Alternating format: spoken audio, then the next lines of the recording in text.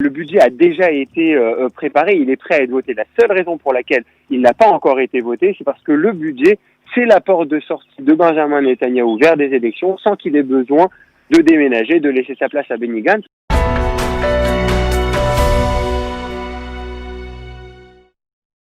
Raphaël, bonjour, Boker Tov. Boker Tov, Daniel. Merci d'être avec nous. Alors je le disais, du côté du Likoud et de Bleu-Blanc, on fait souffler le chaud et le froid.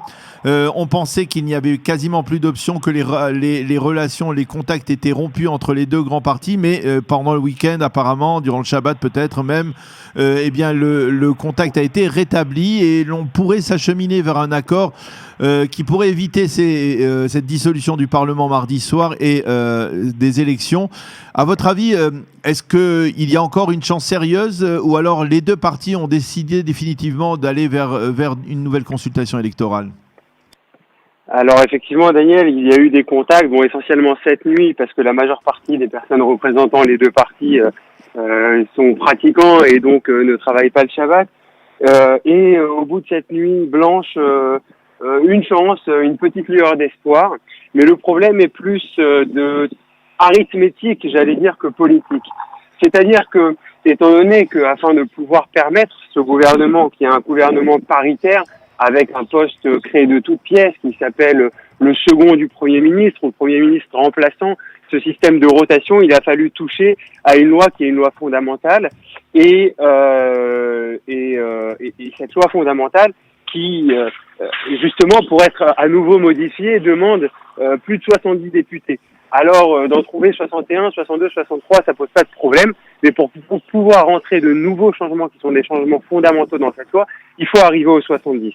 Et alors que Handel et Hauser ont déjà annoncé leur départ vers Sahar et leur volonté d'élection, ça devient assez compliqué. Alors bien sûr, au cœur de la problématique, c'est le système juridique, c'est la façon dont Avi Nissan-Koren fonctionne, et c'est aussi les grands enjeux, j'allais dire juridiques, des prochains mois, avec la nomination d'un nouveau conseiller juridique du gouvernement et avec la nomination de plusieurs juges à la Cour suprême, un de plus avec la démission que personne n'avait prévue du juge Mazouz. Voilà. Alors, vous parlez de juridique, mais on a l'impression, malgré tout, que tout se focalise autour du dossier du budget de l'État, parce que si le budget est voté, eh bien, il n'y a pas de crise. S'il n'y a pas de budget, et il y a une crise, et on ne voit pas comment, après, ensuite, effectivement, il faudra essayer de trouver une solution pour nommer ou ne pas nommer les hauts fonctionnaires au ministère de la Justice. Mais là, pour l'instant, la crise se focalise autour du vote du budget de l'État ou non ? Alors, en fait, le budget de l'État, c'est le symptôme, c'est pas la maladie. Parce que le budget 2020 est déjà, vous me direz, on est en décembre, ça paraît un peu, oui. Ça paraît marrant, mais c'est déjà acquis et c'est déjà accepté par les deux partis. Je rappelle que la loi Corona, qui impliquait un budget d'à peu près 90 milliards de shekels, a été votée par 80 voix pour, 0 contre. C'est-à-dire que au niveau du budget, il y a une vision qui est assez semblable entre les différents membres justement de ce gouvernement d'union nationale et le budget a déjà été préparé, il est prêt à être voté. La seule raison pour laquelle il n'a pas encore été voté, c'est parce que le budget, c'est la porte de sortie de Benjamin Netanyahou vers des élections sans qu'il ait besoin de déménager, de laisser sa place à Benny Gantz, parce qu'on rappelle que pour toute autre raison, si tant est que le gouvernement venait, j'allais dire, à se dissoudre, pour une raison d'une motion de censure ou pour une raison autre justement que cette fenêtre du budget, eh bien c'est Benny Gantz qui prendrait la place de Benjamin Netanyahou jusqu'aux élections. C'est-à-dire que pendant la transition, il serait lui à la tête du gouvernement de transition. Donc en fait, c'est vraiment Benjamin Netanyahou qui détient en fait les clés de ces rotations, oui ou non. Et la question du budget, en fait, elle peut être réglée très facilement si Benjamin Netanyahou décide de respecter son engagement, j'allais dire, de base, et de se dire, j'y vais et en octobre, novembre, je laisse Benny Gantz prendre ma place, même si je dissous l'Assemblée et je vais à de prochaines élections. Donc il y a véritablement, vous le reconnaissez vous-même qui êtes membre du Likoud, il y a de la part de Binyamin Netanyahou une forme de manœuvre politique, de manipulation qui peut-être est problématique, est certainement problématique parce qu'elle viole de facto l'accord qui a été signé en mai dernier. L'accord qui a été signé en mai dernier, il n'a pas cessé d'être violé par les partis de façon successive. Et j'allais dire, le cœur de cet accord, c'était justement un gouvernement qui allait trouver un mécanisme pour pouvoir fonctionner comme tel.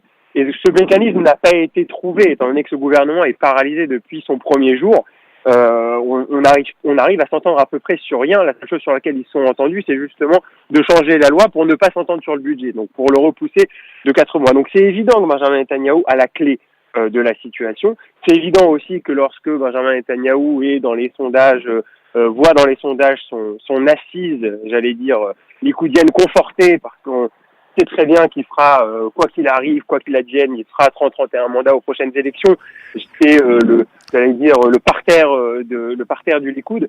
Je pense c'est pas tout à fait exact, ça, hein, Raphaël, parce que il voit son assise renforcée, mais son assise, elle s'est affaiblie par le départ de Gideon Sa'ar et peut-être d'autres membres du Likoud aujourd'hui. Le Likoud a perdu 4-5 mandats au cours des 2 dernières semaines dans les sondages. Oui, justement, dans les sondages. Mais moi, je parle pas de sondages. Moi, je parle je parle du seul sondage qui vaut ce que le Likoud fait à la Knesset lors des dernières élections. Et j'ai replongé dans les sondages hier, y compris ceux de 2019, en vue de notre entretien ce matin. Et je peux vous dire qu'à la veille des élections 2019, on donnait au Likoud 26-27 mandats. Et le Likoud a fait beaucoup plus de 30 sur les 4 derniers scrutins. C'est-à-dire que il est toujours sous-coté. C'est comme les ultra-orthodoxes qu'on nous met à 12, alors qu'on sait très bien qu'ils vont faire minimum 14-15. C'est structurel. Donc je pense que Benjamin Netanyahou en est conscient. Mais le problème, c'est qu'il est conscient que s'il va dans des élections, il va faire de Sa'ar le parti qui va justement couronner le roi. Et là, il risque de se retrouver à peu près dans la même situation. Et je pense que ça l'inquiète. Après, y a-t-il encore une lueur d'espoir? Oui, expliquez-moi un point sur ce que vous venez de dire. Ça veut dire que vous pensez que en provoquant des élections, il va effectivement donner un poids politique à Gideon Sa'ar que celui-ci n'a pas jusqu'à présent. Mais au bout du compte, est-ce que Gideon Sa'ar, à votre avis, rejoindra un gouvernement qui serait dirigé par Netanyahou alors qu'il a promis qu'il ne le ferait pas? Mais c'est évident.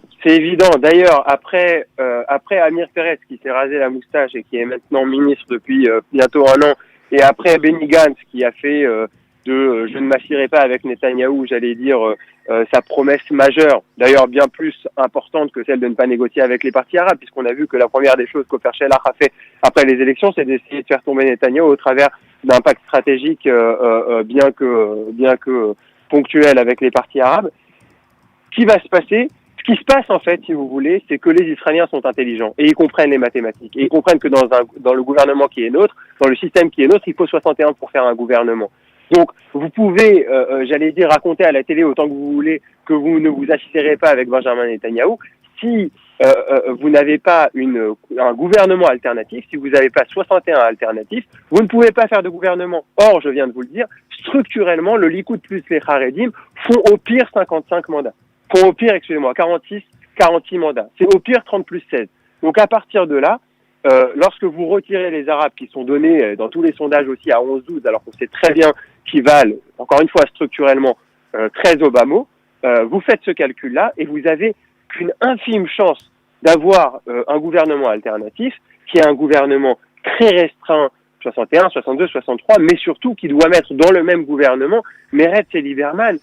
Au niveau idéologique, pour ceux qui ont suivi un peu l'évolution d'Avigdor Lieberman et le nombre de fois où il a été pris à partie par Meretz et vice-versa, je pense que c'est un peu de la science-fiction. C'est-à-dire qu'on est réellement dire à la télé, dire aux gens, dire à l'électeurs, je ne m'assierai pas avec Benjamin Netanyahou quand tu t'appelles Gideon Sa'ar, je pense qu'il n'y a pas une réelle légitimité de dire cela, et je suis persuadé que les mêmes Hauser et Endel qui ont poussé Kahol Lavan à aller vers Benjamin Netanyahou, sous Gideon Sa'ar, vont pousser Gideon Sa'ar à aller vers Benjamin Netanyahou au lendemain des prochaines élections. Alors, je voudrais que vous nous expliquiez un phénomène qui est tout à fait étonnant, paradoxal et stupéfiant. On assiste avec l'arrivée de Gideon Sa'ar sur l'échiquier politique, on assiste à une sorte de bloc de droite. Je veux parler de Yamina, je veux parler de la nouvelle formation qui s'appelle Nouvel Espoir de Gideon Sa'ar, le Israël Beiteinu. On voit 3 formations qui pourraient, en s'unissant, rassembler près de 50 mandats, et dont le seul qui viennent de la droite israélienne, de la droite idéologique, de la droite pure et dure, et qui ont un seul point commun, en dehors de leur idéologie de droite, c'est qu'ils ne veulent pas Binyamin Netanyahou. Ce sont des gens de droite, ce sont des anciens ministres de Binyamin Netanyahou. Comment vous expliquez cela ? J'ai même envie de dire, c'est plus que ça. C'était pas simplement des anciens ministres, c'était des chefs de cabinet pour la plupart, ou des directeurs pour ceux qu'on vient de nommer, que ce soit Sahar ou que ce soit Lieberman. Bon, d'abord une correction. Moi, je suis pas de ton avis, Daniel. Je pense que Lieberman n'est pas dans la droite israélienne. Lieberman a écrit un bouquin dans lequel il prône des échanges de territoires.